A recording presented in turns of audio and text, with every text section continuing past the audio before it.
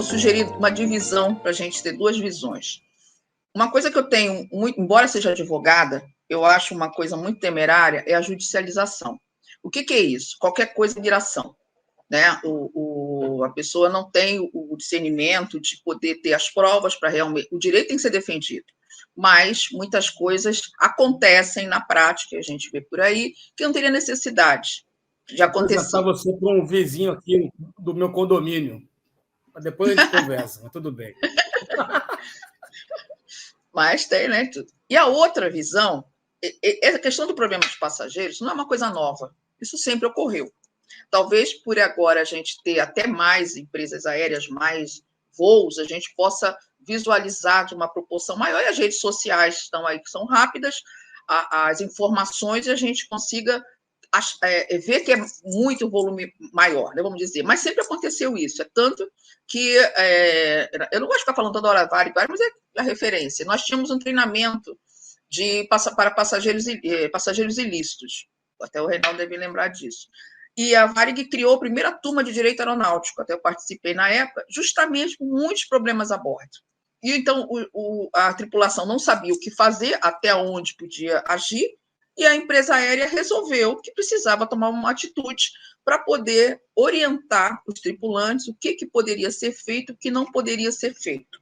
E isso no voo aconteciam as situações, mas eram administradas de um modo que, de uma maneira assim, vamos dizer, não tão lógica, mas as pessoas sabiam que tinha que ser feito, né? Até onde podia o tripulante, até onde podia o piloto, o pessoal de terra, e assim sucessivamente, por um período foi isso. Trazendo para os dias atuais.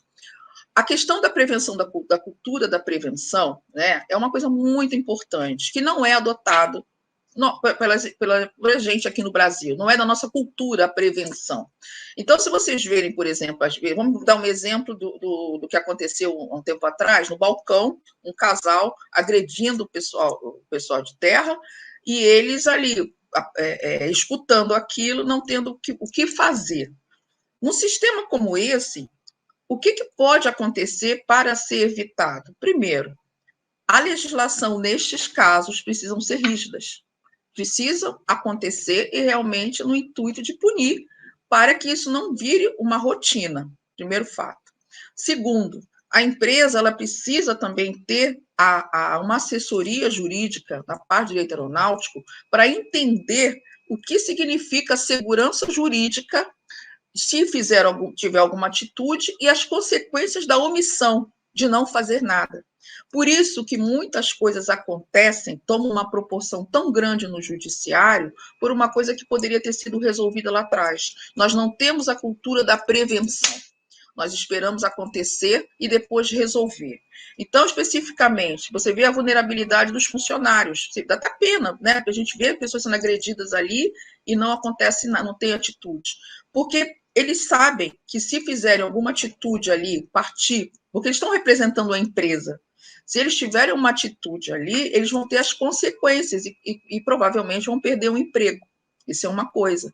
Talvez uma reestruturação na questão da segurança, na questão do staff em terra, de ter uma outra visão, os passageiros sendo esclarecidos, mostrando...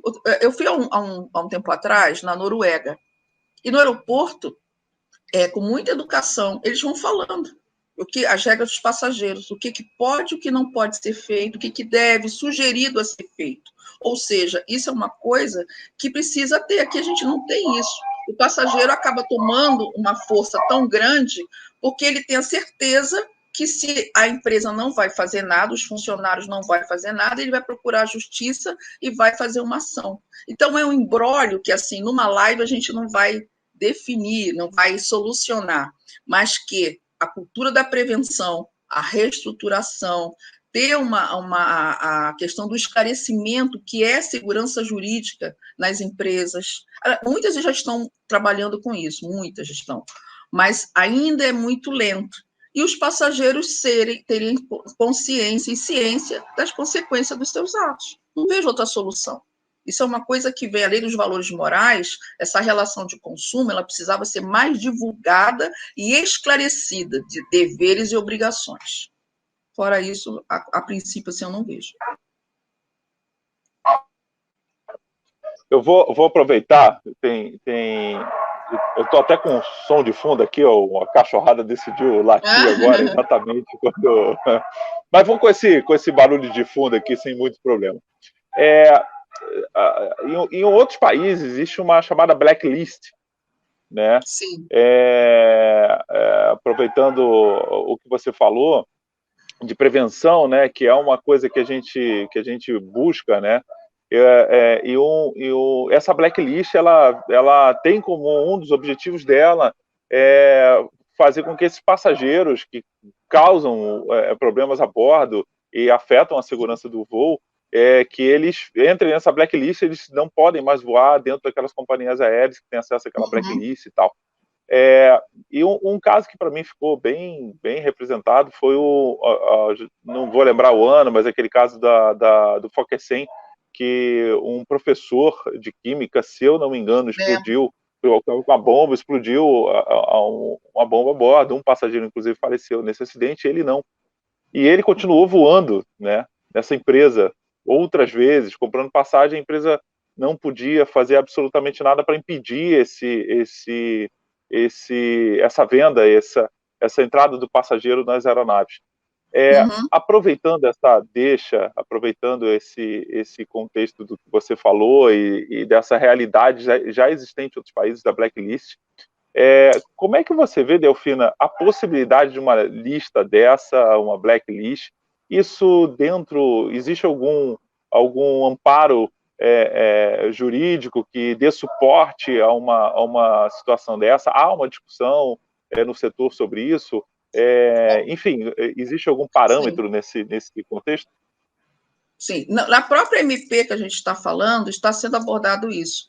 Até a questão dos passageiros que causem problemas, se eu não me engano, um período de 1 ano não poderiam voar, né? Porque qualquer atitude que precise ser feita, ela precisa de uma legislação que dê respaldo, por mais óbvio que possa parecer, não é? O direito regulatório é isso, justamente, regular as relações, as relações de passageiros, empresas aéreas, de consumidor, porque nós temos no Brasil, o que rege, vamos dizer assim, o consumidor no Brasil, o Código Brasileiro da Aeronáutica, o Direito Civil e o Consumidor, né? Fora do Brasil tem a legislação internacional, que é a Convenção de Montreal. Então, nós temos uma legislação, mas ela não abrange especificamente o que pode ser feito com a questão do passageiro. E outra, o passageiro, se ele for impedido, ele tem os instrumentos legais cabíveis para questionar essa atitude. Então, para que isso aconteça, para que ele não voe, para que ele tenha algum tipo de punição, precisa ter uma legislação específica vigente, que já esteja sendo válida, né? Obedecendo todos os procedimentos legais para que possa entrar em trâmite, entendeu? Excelente, excelente. Bom saber isso, né? Isso, na verdade, é um buraco que a gente ainda tem, sim, né? E que realmente a prevenção disso às vezes tem que subir de nível para a gente poder ter consequências a esses atos, né? Que são caríssimos, né? Porque a aviação... Desculpa. Não, perfeito o que você falou. A aviação, ela tem uma característica muito diferenciada de qualquer segmento. Você não tem vínculos, o tempo é muito rápido. Então, por exemplo, hoje eu vou para São Paulo hoje. Eu não sei o voo que eu vou pegar, avião que eu vou pegar, a empresa... Ou seja, eu não tenho vínculos, né? Tenho os cartões de fidelidade, eu estou falando de outra coisa. Então, às vezes, a gente... um dia eu vou resolver. Hoje teve um problema de passageiro, problema com passageiro, amanhã não vai ter. Daqui a um mês, entendeu? E isso faz com que vá sendo empurrado. Até o dia... Como hoje, eu vejo muito isso pelas redes sociais, é uma repercussão muito grande que faz com que as pessoas questionem. Há um tempo atrás não tinha isso. Então, já existia, só que não era tanto divulgado como é hoje. Aí faz com que a sociedade comece a questionar, como você bem pontuou. Só que, para isso, precisa ter uma legislação. A princípio, a MP está vendo isso, né? Para a questão até de mexer no CBA, que eu não sei como é que vai ser feito agora.